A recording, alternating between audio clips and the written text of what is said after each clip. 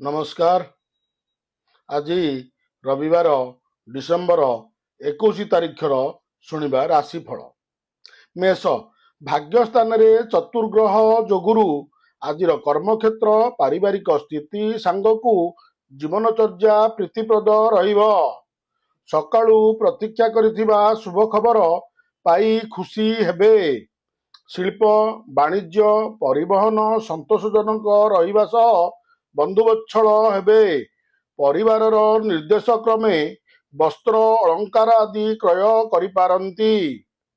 वृष बुध और बृहस्पति षडाष्टक जोग प्रभाव अर्थ को केन्द्र करी कलह लागिपारे। पिलांक उन्नत कार्यकलाप पाई गौरवान्वित हेबे।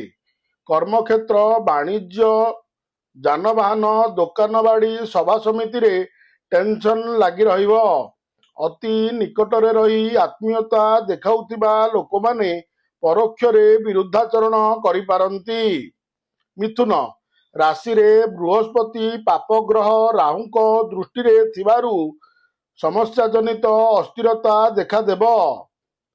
पारिवारिक दिगटी भल रहिबा सांगकु व्यावसायिक स्थिति मध्य मंद हेबो नाही।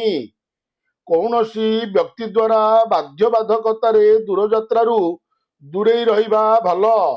ऑफिस कामरे आलोचना गरम मध्यरे असमाप्त रहिपारे।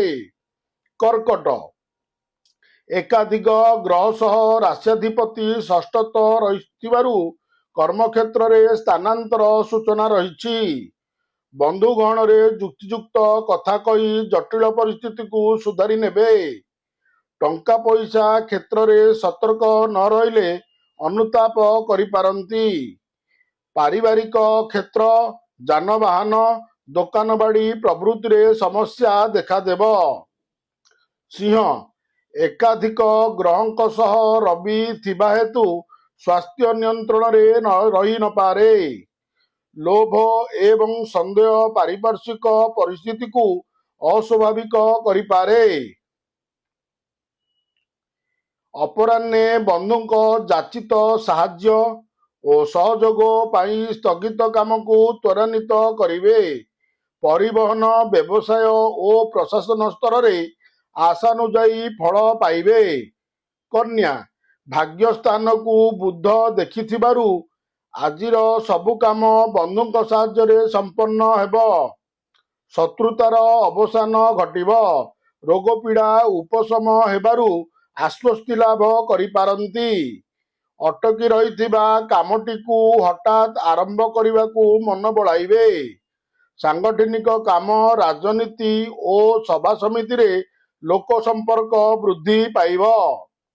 तुला आज शुक्रंक प्रभावरु शारीरिक और मानसिक स्थिति भल रहिब। संतानंक उन्नति शिक्षा आनुष्ठानिक आलोचना प्रभृति रे सफलता पाइबे। साहित्य सभा आनुष्ठानिक काम राजनैतिक संगठन और सांबादिकतारे प्रशंसित हेबे। प्रशासन अनुसंधान कृषि वाणिज्य रे चेष्टा सफल हेबे। बिच्छा कर्म स्थान रे भाग्याधिपति अवस्थान करी अभिलाष पूर्ण करिबारे तत्परता प्रकाश करिवे। शिल्प वाणिज्य रे माल परिवहन पाई विशेष असुविधा हेब नाही। ऑफिस रे परिचालनागत समस्या वृद्धि पाइब किंतु समयांतर रे समाधान होइजिब। पारिवारिक जीवन उत्तम बुझाबणा जनित सुख संतोष पाई पारिबे। धनु राशि रे चतुर्ग्रह जोग हेतु प्रत्येक कार्य सफलता हेबे।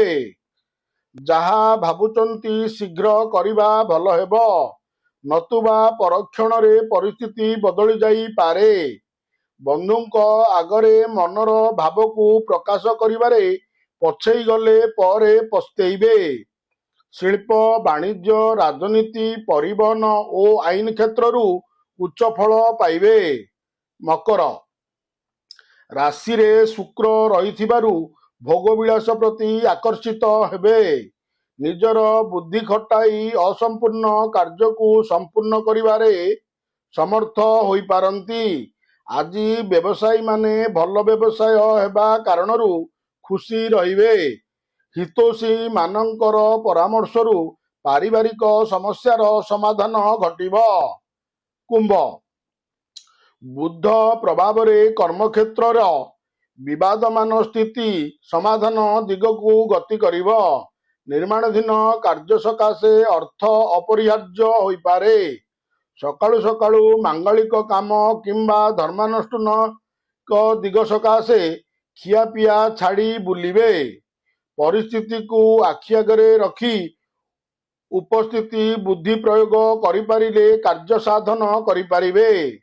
ମୀନ, ଆଜିର ଗ୍ରହସ୍ଥିତିରୁ ମନ ଭୁଲାଣିଆ କଥାରେ ଶତ୍ରୁମାନେ ମଧ୍ୟ ମିତ୍ର ପାଲଟିଯିବେ। କିନ୍ତୁ ଭାବପ୍ରବଣ ବଶତଃ ନିଜର ସତର୍କତା ଅଭାବରୁ ଧନହାନି ଘଟିପାରେ।